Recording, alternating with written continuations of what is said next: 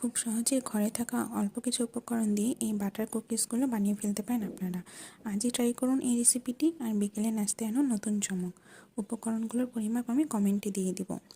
প্রথমেই রুম টেম্পারেচারে থাকা আনসল্টেড বাটার নিয়ে হ্যান্ড হুইস্ক দিয়ে ভালোভাবে বিট করে নিব যতক্ষণে এর কালার চেঞ্জ হয়ে সাদাটে হয়ে আসছে। তারপর গুঁড়া চিনি এই বাটারের সাথে ভালো করে বিট করে মিক্স করে নিয়েছি। শুকনো উপকরণগুলো আমি মেজারমেন্ট স্কেলে মেপে নিয়েছি। এরপর একটি ডিম ও বাটার এসেন্স দিয়ে আবারও ভালোভাবে মিক্স করে নিয়েছি। এরপর শুকনো উপকরণগুলো আলতোভাবে মেখে নিয়ে পারফেক্ট একটি ডো তৈরি করে নিয়েছি। ডোটিকে 2 ভাগ করে নিয়েছি।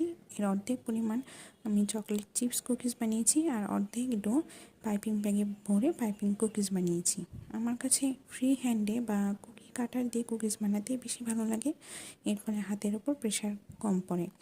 তো যাই হোক, এই যে পাইপিং কুকিজ আর চকলেট চিপস কুকিজগুলো আমি একটা একটা করে রেডি করে নিয়েছি।